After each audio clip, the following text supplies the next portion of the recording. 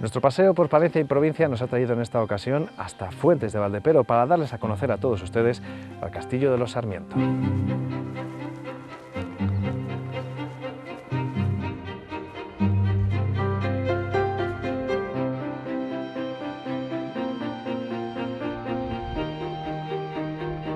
No solo se descubren secretos del castillo, como esa exposición a base de plastilina con escenas de la historia de Palencia, también se puede disfrutar de las vistas del exterior donde se aprecia la grandeza que tuvo este castillo y por lo tanto también la provincia de Palencia, que hoy se puede comprobar en su archivo.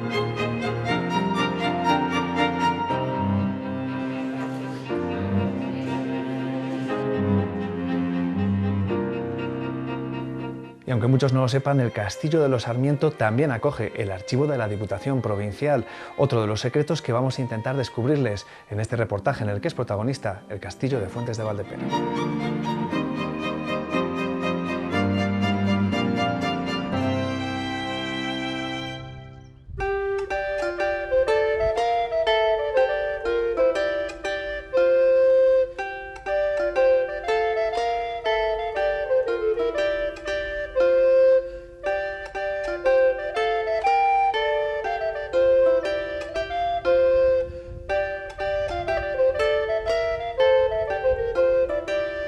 En el castillo en el que hoy nos encontramos de Fuentes de Valdepero, un castillo del siglo XV-XVI,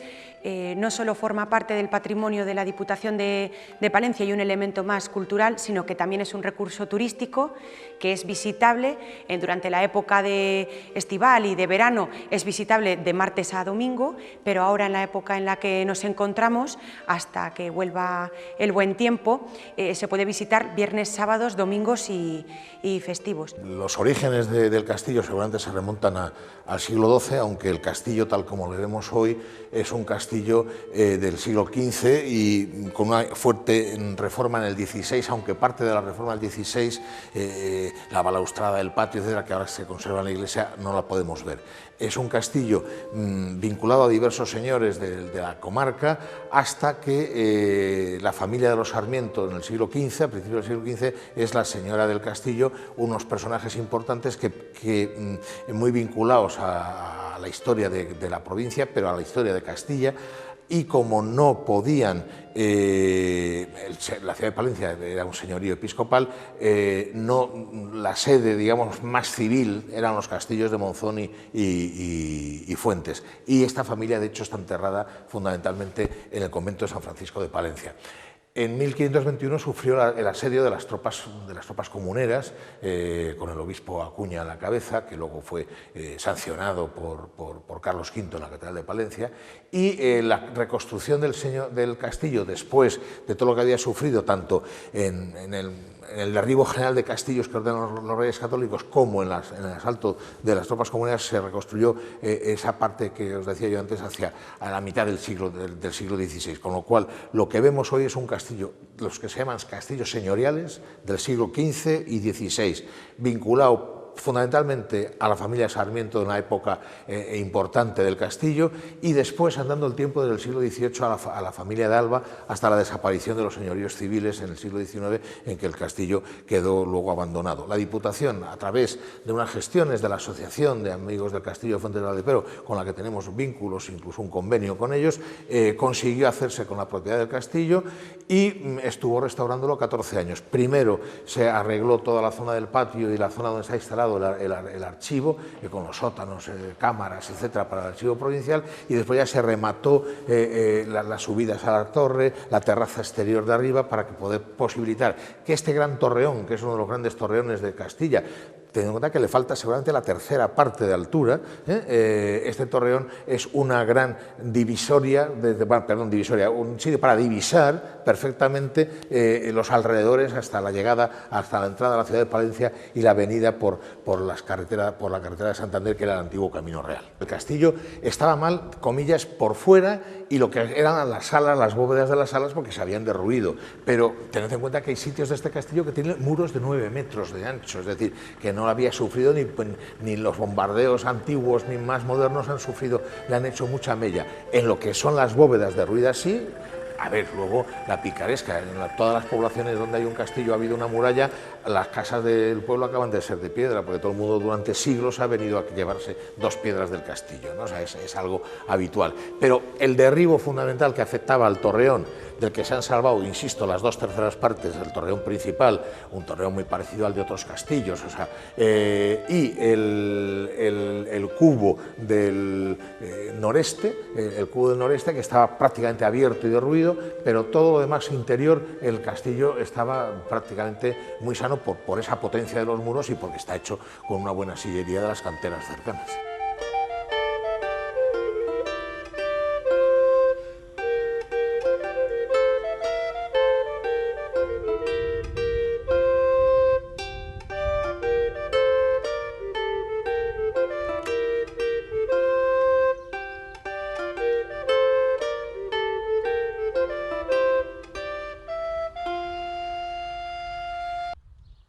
Lo que ven los visitantes en el castillo es todo el interior de la Torre del Homenaje, las 3 salas que tenemos, la primera que es la de recepción, esta segunda que es donde tenemos todos los paneles explicativos, no solo del castillo, sino del contexto histórico y de otros elementos importantes, y por último la tercera sala, la cámara superior, que es la de la exposición de plastilina sobre historia de Palencia. Además enseñamos el adarve, que es el paseo que recorre lo alto de la muralla, los 2 torreones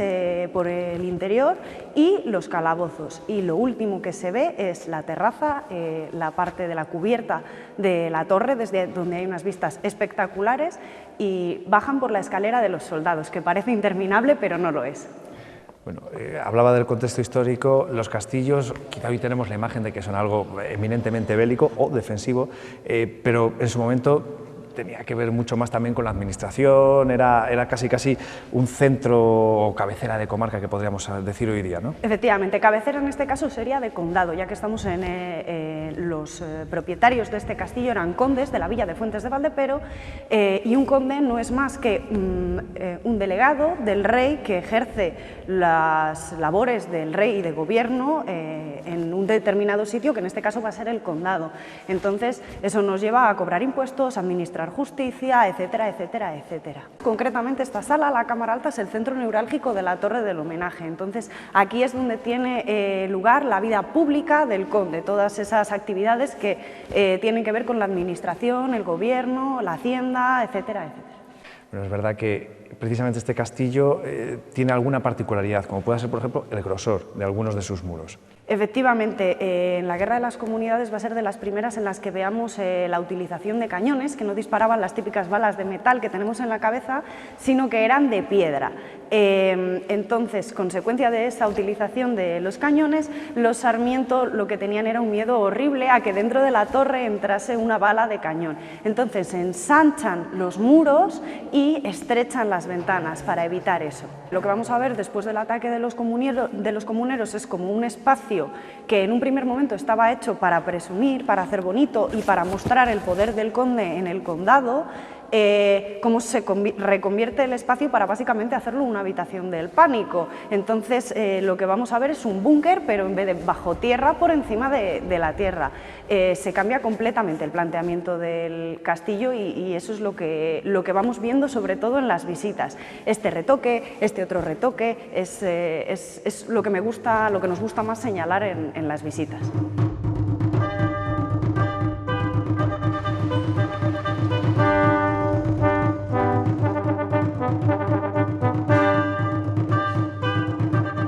En este castillo un pudridero no es más que un agujero en el suelo y pues en este caso 6,5 metros de caída. Quien iba a parar ahí, bueno, le empujaban por el agujero, quien caía de cabeza moría al instante y quien caía de pie se rompía los huesos de las piernas y de ahí que a ese lugar también se le llame tronchapiernas. Al prisionero, una vez muerto, lo que se hacía era tirar una capa de cal viva sobre los cuerpos para que se descompusiesen y de ahí es de donde viene la expresión ahí te pudras. Un recurso en el que yo creo que, aparte de contemplar lo que es la fortaleza la fortaleza en sí, también podemos encontrar otro tipo de atractivos, como puede ser la exposición permanente que aquí tenemos de la historia de Palencia, la exposición Plastihistoria, que yo creo que es una exposición muy bonita de ver. A través de la plastilina se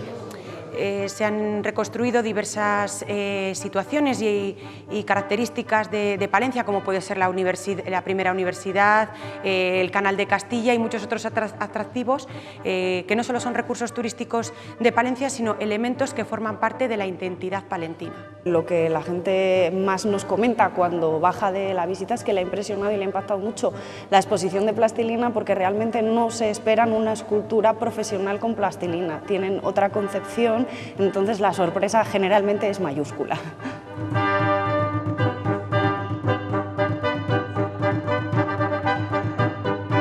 Parece que la gente cuando le dices que tienes una exposición, cuando explicas en recepción que tienes una exposición de plastilina de historia de Palencia, se espera que sea algo hecho por niños. No se espera en ningún momento que sea una exposición profesional de escultura hecha con plastilina por una fundación, la Fundación Educa, que precisamente se dedica a eso. Podemos dividir la exposición en dos partes. La primera, que es sobre el perímetro de la sala, que son escenas de la historia de Palencia, capítulos reseñables, y este expositor del centro, sobre un mapa de la provincia, las vitrinas van contando recursos turísticos o gastronómicos que destacan.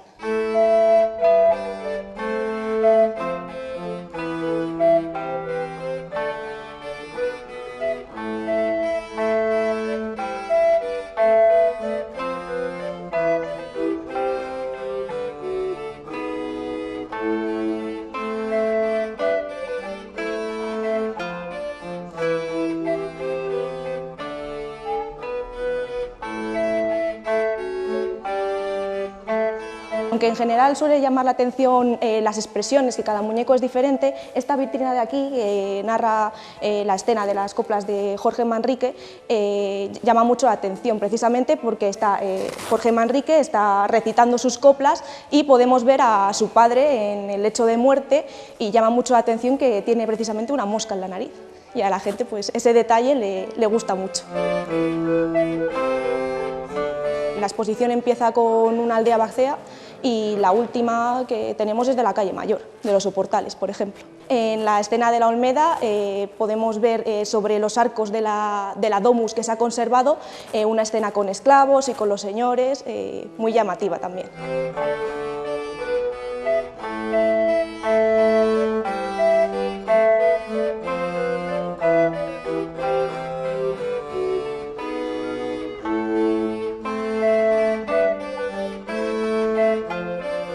Estamos en la cámara superior, que era, como nos ha comentado Claudia, este torreón se utilizaba como habitación del pánico, y precisamente esta sala era donde los señores del pueblo y los del castillo se refugiaban en caso de asedio. Originalmente esta sala contaba con una bóveda de cañón que subía muchísimo más en la altura, pero hay que tener en cuenta que estaba en contacto directamente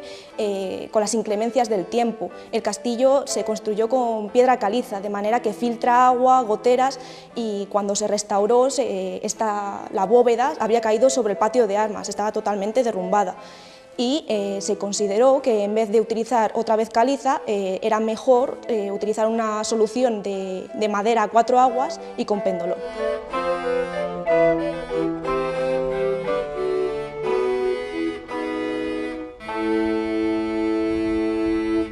Si hay algo que juega a nuestro favor es esa programación cultural que hacemos en verano, la programación Espiga, que una de las actividades que se celebra en torno al castillo de Fuentes de Valdepero es la magia en el castillo, que aunque ahora no se celebre dentro de las instalaciones del castillo, sí que se celebra en los entornos, y eso hace que tengamos aún más visitantes durante los días de celebración de la magia.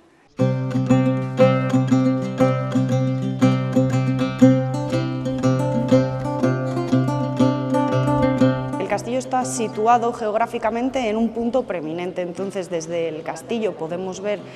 lo que es Palencia, la capital, vemos Monzón, el pueblo más cercano, e incluso en un día despejado llegamos a ver la cordillera cantábrica, que es muy espectacular y que a veces tienes que señalarlo en la visita porque se lo pasan los visitantes. Las vistas son espectaculares, sí, uno de los mayores atractivos, y siempre el cielo ayuda, dependiendo del tipo de tiempo que tengamos y la luz,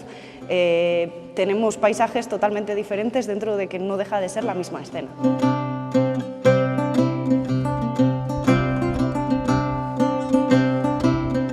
Siempre tenemos algo de mito detrás de la historia, lo que intentamos siempre es sacar la historia del mito. En este caso se cuenta que en uno de los torreones, entre dos escudos de la familia de los Sarmiento, había una espada clavada con la que se ajusticiaban a los prisioneros. Realmente esto lo que significaba, sí había en los torreones espadas clavadas, eso es histórico, entonces lo que significaban era el marcar esa jurisdicción del conde sobre el territorio, es una muestra de poder. No solo tenemos la parte visitable y abierta a todo el público, que es donde nos encontramos ahora mismo, sino que también el castillo se compone del archivo provincial, donde se recoge toda la documentación de la Diputación de Palencia, donde se pueden consultar también otro tipo de documentos que tengan que ver con la provincia de Palencia, y que funciona como archivo desde el año 2005.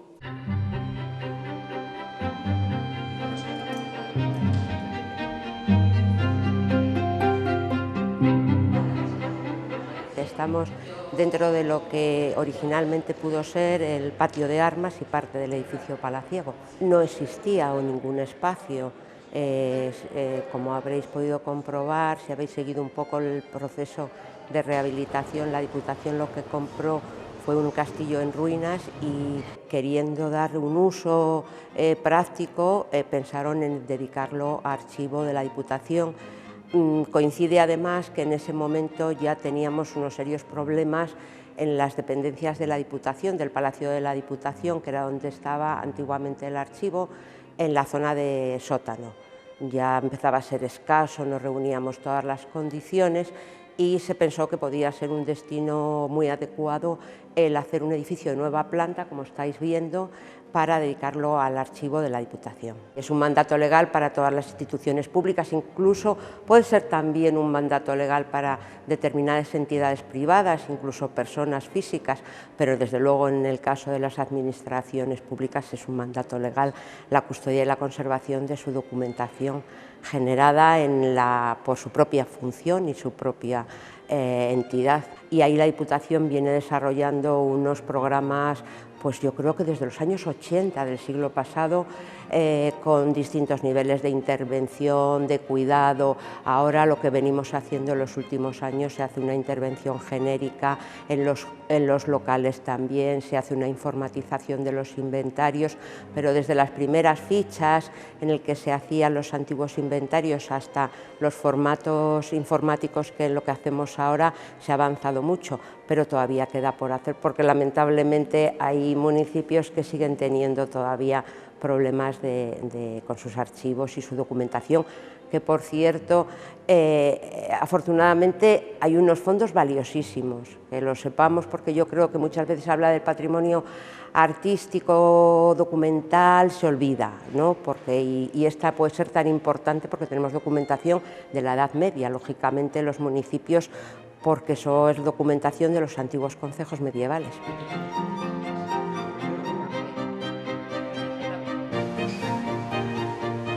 Cuando se hace la organización de los archivos municipales,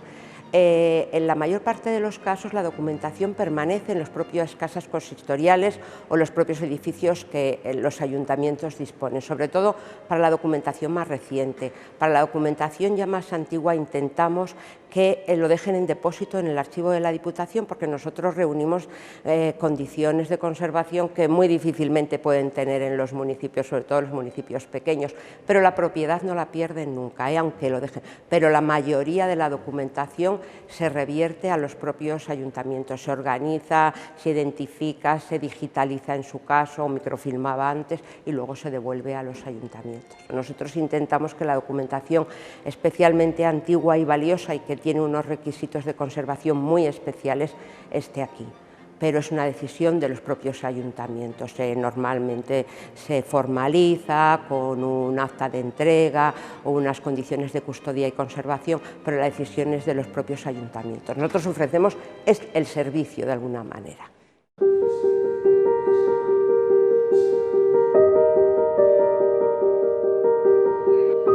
Esta es la parte que puede venir cualquier persona para conocer un poco lo que es el archivo de la Diputación.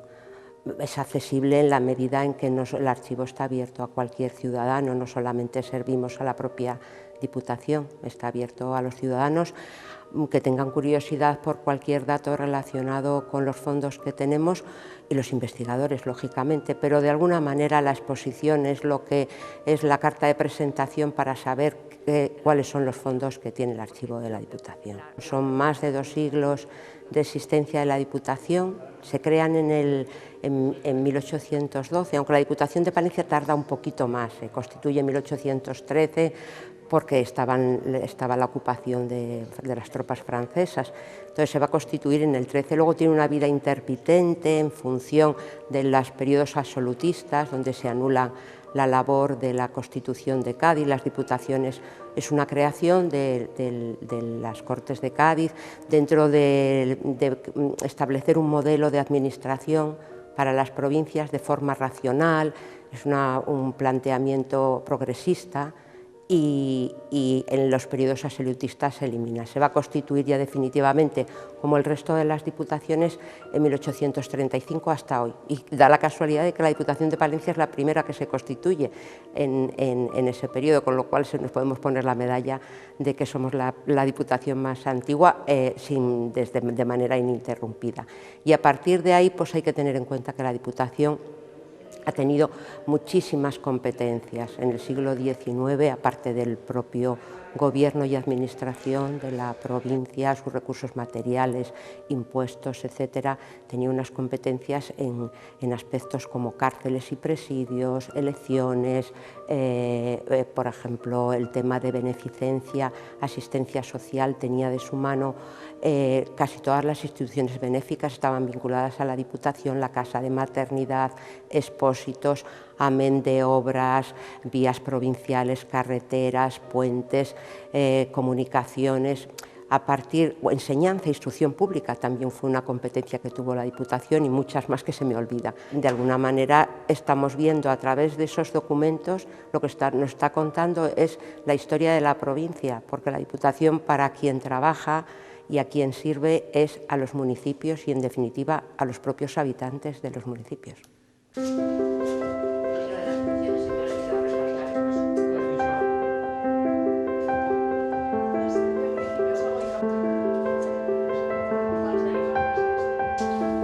Estamos en uno de los depósitos, tenemos 4 depósitos que alberga la documentación del archivo de la Diputación. Ahora, actualmente, estamos en un volumen aproximado de 2,5 kilómetros de estantería en formato papel fundamentalmente, que vienen a ser unas 25.000 unidades de instalación, cajas, legajos, planos, etc. Luego otro número de fotografías, casetes también, DVDs, formatos electrónicos, distintos microformas, microfilm, que son distintos formatos que históricamente se han ido produciendo y que también los conservamos. Exigen un nivel de humedad que no estamos en una región especialmente húmeda complicada, más bien seca, con lo cual favorece, y la temperatura conviene que no supere los 20 grados y aparte de eso tenemos una instalación muy cuidada para conservar esas condiciones en todos los depósitos. ¿Sí?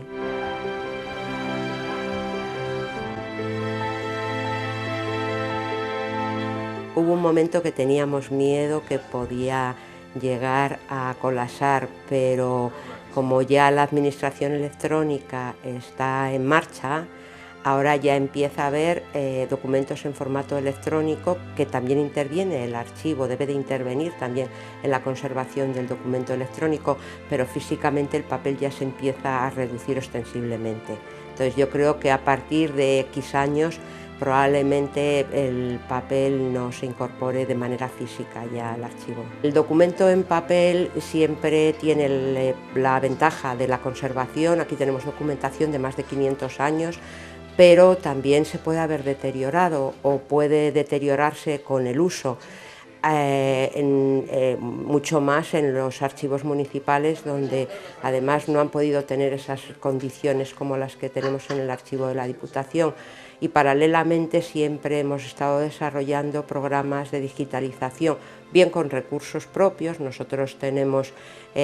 también tecnología para digitalizar, o bien en volúmenes importantes recurrimos a empresas especializadas cuando hemos tenido dotación presupuestaria para ello. Desde el punto de vista de la conservación tecnológica, por decirlo de alguna manera, intervienen básicamente los informáticos con sus superservidores que hoy por hoy están albergados en el propio Palacio de la Diputación. El día de mañana habrá otros servidores, los ministerios están ofreciendo servidores para otras administraciones. Es un tema que ahora mismo está resolviéndose y está avanzándose mucho, sí.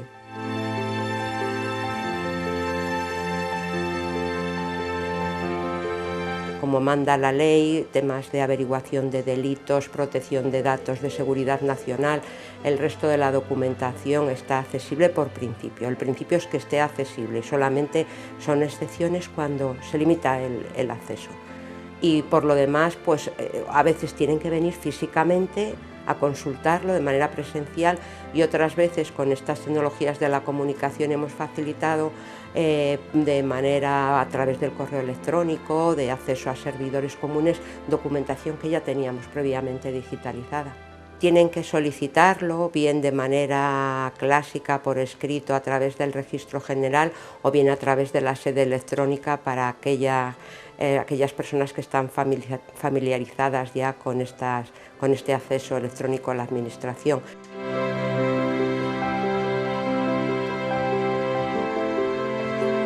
De algo de lo que estamos muy satisfechos es de la relación que se ha establecido con el pueblo de Fuentes de Valdepero, cómo ellos han acogido y han tomado como algo propio el castillo, que aunque pertenezca a la Diputación de Palencia, siempre ellos han puesto todo de su parte para que el castillo esté en buenas condiciones. Hablo en cuanto al ayuntamiento, la promoción que siempre nos ha hecho el pueblo de Fuentes de Valdepero y también la colaboración que la Diputación de Palencia hace con el pueblo para que esto al final el castillo funcione bien y sea un recurso atractivo.